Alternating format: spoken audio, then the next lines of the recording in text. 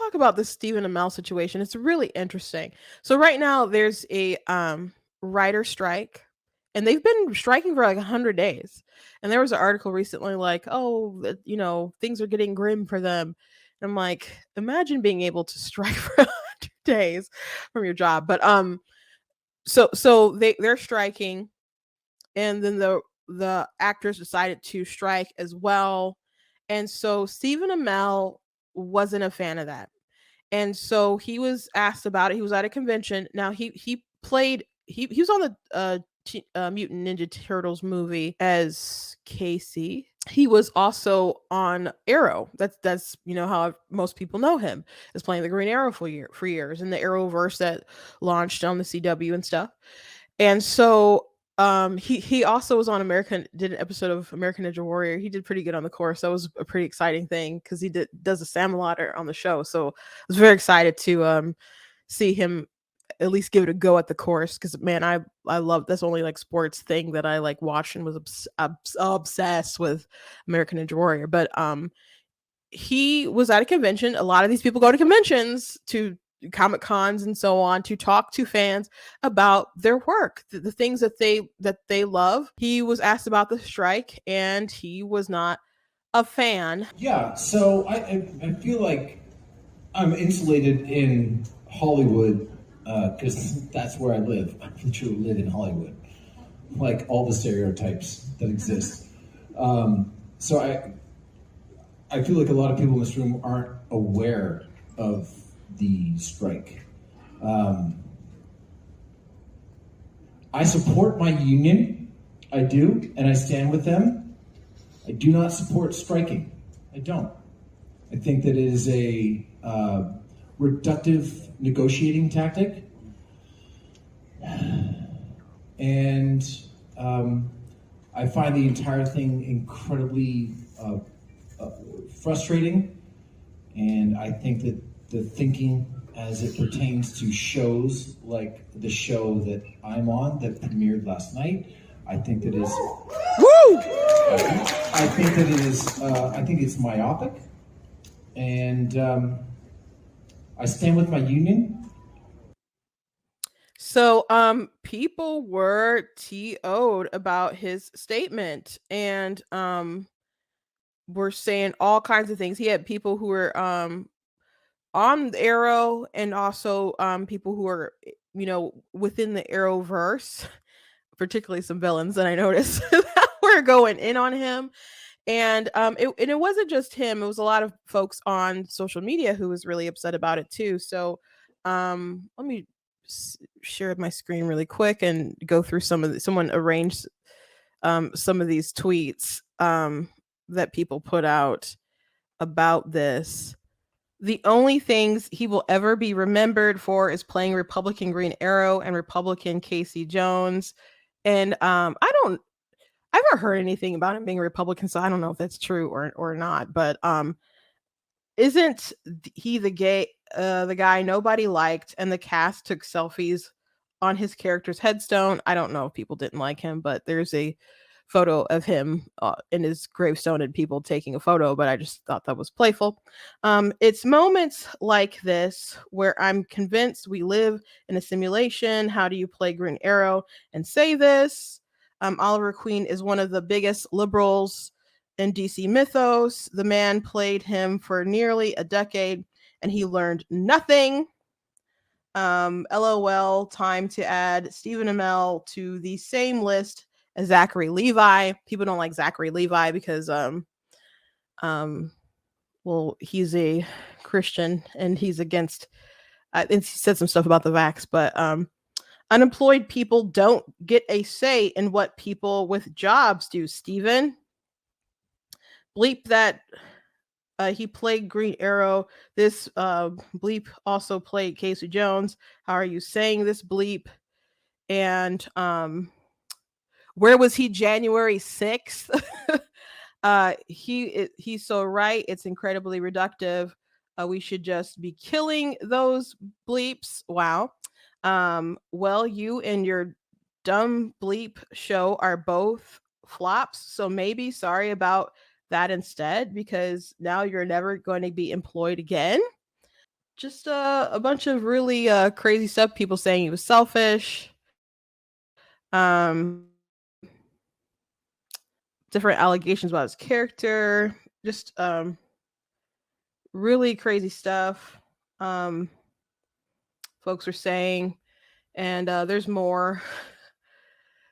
Definitely more than this as well. So he got a lot of negative comments. We'll just put it at that. He got a lot of negative comments from people, and not just on Twitter. There's a lot of people on TikTok. This is all the more funny because Stephen Amell hates this picture.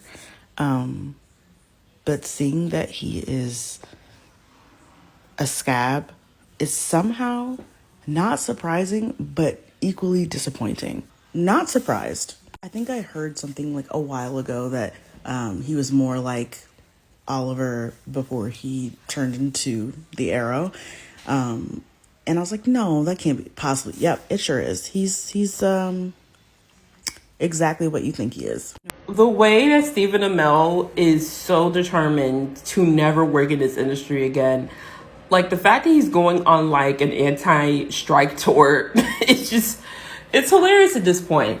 Listen, when one of the greatest villains in all of the Arrowverse is calling you out on social media for your comments about the strike, you know you messed up. When one of your own castmates is calling you out pretty plainly about your comments about the strike, you know you messed up. And you can't simultaneously say that you support and stand by your union, but then simultaneously say that you don't support what your union is doing. That feels redundant. He said he supports his union. Like, how can you support your union and not be for the strike? And so he talked to TMZ about it, and he said he was looking for the positive in why you strike, because he has a show and he put out a statement and said, there's the show that I just worked on. Like, think about it, they can't promote the stuff that they were on or projects they're doing. So he has a show that he said he literally broke his back for, that he cannot talk about it at Comic Cons, do any interviews and other stuff about it. He's muzzled about something that he put a lot of time and effort and hurt himself over. And it's not just him, he's the face, but there's all these crew members and other people who are depending on the show to do well, to be picked up again, so they can keep, making money and providing for the families with this particular project. But it's in danger because they can't even promote it themselves. So that's an issue. Like, Barbie had a lot of promotion, before, the strike happened. So it happened, just as it was about to come out, huge success. But what if you're the person who's after, that time, and you got a new project coming in? So he said he was struggling to see the benefit of it. And he said he had a lot of support from people. He woke up to he get a lot of hate, but he said he woke up to a lot of text messages from people. And he said, I'm not going to say who they are, which is, good thing for hiding their identity, I guess. People do support like the idea of like the frustration at the very least of not being able to talk about their projects.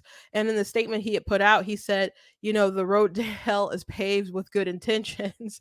And I'm pretty sure many of you want me to go there.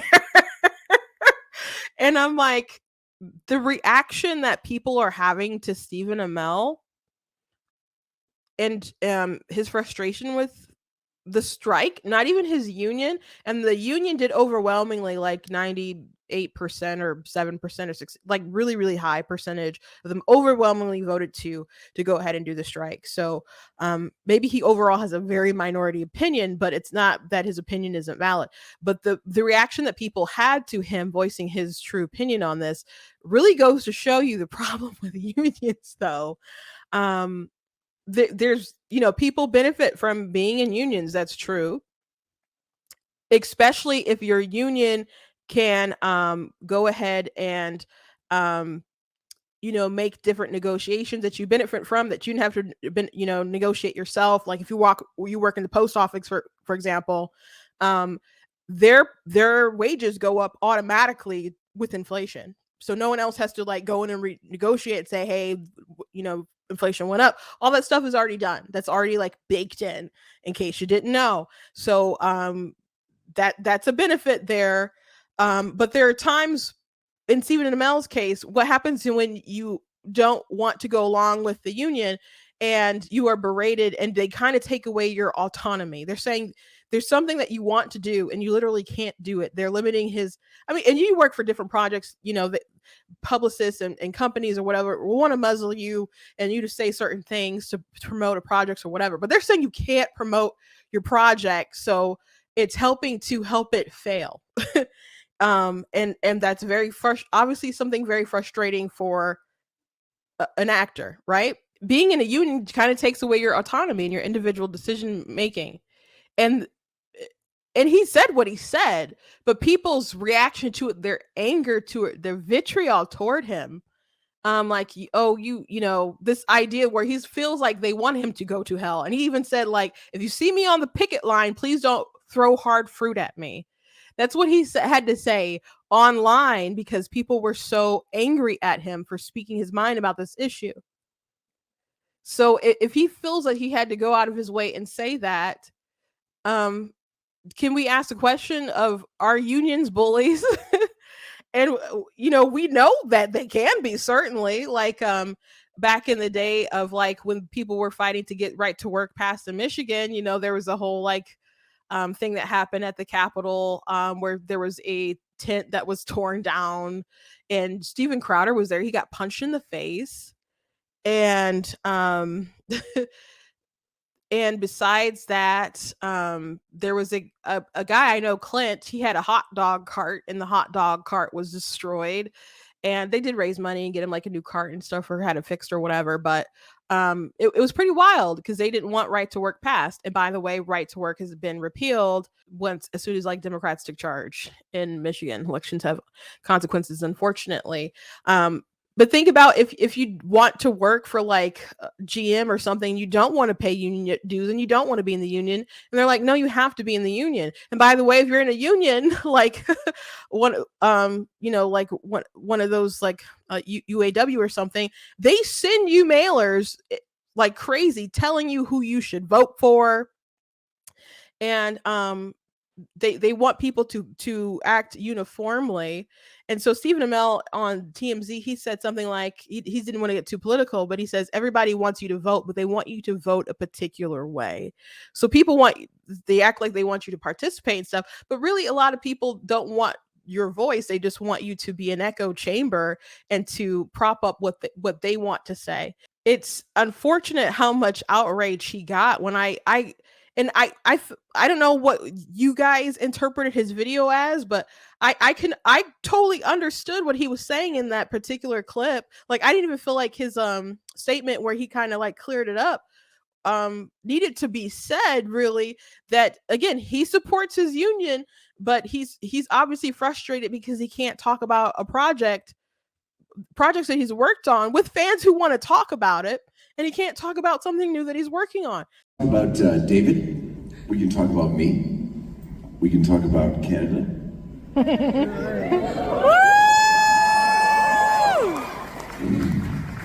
we can't talk about Arrow. What? You know what? Let's just this. Let's go. Let's just go. Questions. How come we can't understand that frustration and respect that frustration? Like some people have gotten a really big, I mean, Barbie made $1 billion. Good thing for the timing of Barbie getting out there. But again, his project isn't going to have those kind of views and eyeballs and people talk about it. But obviously there's some projects that aren't getting any sort of fair shot at all. And some companies are playing back old interviews for different projects, like the Haunted Mansion, which I don't think is doing well at all. I heard it wasn't good, but I saw them playing old interviews that they had already made about it on like different local stuff. So what if you don't have anything and there's just no promotion? My sister and I were talking about the Snow White situation with Rachel Zegler and Gal Gadot, and they keep saying stuff like, oh, it's not 1937 anymore, and And Gal's like, she's not gonna be saved by the prince. I just mean that it's no longer 1937, and we absolutely wrote a Snow White that is not going to be saved by the prince. And so they've said this in a couple different interviews. And so my sister's like, they must have been coached to say that. Like, maybe not, but like if they're saying the same thing over and over again in interviews, like maybe that's the thing that they want people to take away, which is really bad because people are having such a bad reaction to them trying to reinvent Snow White and just crapping on the story and the character, especially because there's also like interview with Rachel saying that she didn't really like the movie. She thought it was scary. So people are like, there's just no reason for you to play Snow White. Like you're obviously not white. You don't like the film. You're complaining about wearing the dress and or while you're striking or whatever. There's just a lot of things that are rubbing people the wrong way about this girl. But what's interesting is that they can't do any interviews trying to correct the record because of the strike. They can't talk about the project. So if people and I posted a short of this on YouTube, and I don't think I put it on Facebook. Maybe I did, maybe I didn't. But on TikTok, I did a video talking about it in the strike and something that Rachel said, and it got over 3 million views. It got over 3 million views, and a lot of people have stitched it and had similar sentiments about her attitude and have also gotten a lot of views as well. So it's a very hot topic for sure, but they can't go and like try to fix it up.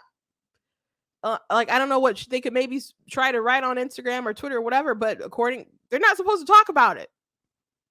So so it would probably be good to try to clean it up a little bit, but they can't. So Stephen Amell saying that the strikes are reductive, especially the sort of things that they're saying that you can't work, right? You can't work. And there's, they paid him probably pretty well, like throughout the years of Arrow. They were like, I don't know, 7 seasons, something like that of Arrow. He's got some money, especially if he, kept it well and made good investments. I don't know what his net worth is, but what about the people who work on the sets who aren't, making top billing, and they just can't work? I guess not. And you can't try to come in and get work or keep working because they'll just kick you out the union. And if you're someone who's like, oh, now's my chance, and you try to take a job and they're like, well, you're a scab. They call you a scab. And they'll be like, well, you can never join our union if you try to take work from, and undercut somebody. So another thing about unions, someone pointed out, a mutual friend of mine who works for a an indie like non-union production company, she said that unions will force people to use people they don't need, and it blows up the cost of production. And I'm like, that actually makes a lot of sense because from experience, I know that sometimes like a different convention centers with unions, you can't move certain things because it's someone else's job to do that. Like someone else has to pick it up from this part of the building and take it to that part of the building and that part. Like it's a whole thing about different people's jobs. So if you are someone who's just trying to, I don't know, put on a show or participate in a show, it can make everything very frustrating and also very expensive. So I'm like, well, that makes a lot of sense. So if you're pro union, and there's benefits that you can definitely have to being in a union, but there's also setbacks, and there's other setbacks. Like, there's positives, like your union will protect your job, right? But there's also things like the union won't let you fire bad people. So there's definitely pros and cons of being in a union. But I think all these people crapping on Stephen Amell prove that unions can be bullies too, for sure. And I think the amount of hatred that he got for that opinion is not warranted. Online hate is online hate. People pile on you, certainly, but it's not just like, again, some Twitter trolls and stuff. There's some I was surprised by some accounts that I saw that were just ripping on him. And there was co-stars as well. It's like, you traitor. It just shouldn't be that deep. I totally got where he was coming from. But I know he said he was taking a step back from the conversation. I think his original video, I understood. I thought his statement was fine that he put out. I thought his interview with TMZ was pretty interesting, and he's trying to walk a fine line. Again, he says he supports his union. He's not complaining about the things that they're fighting for. He just would like to support the work that he's making and the people who have worked on the projects and not see them fail. And that's not unreasonable. Thank you for watching my video. Make sure you go to blacktnews.com and check out different articles, different videos, and also check out our merchandise. If you like what I do, you can also support the website on the donate page. Make sure you hit that subscribe button and also that notification bell. God bless.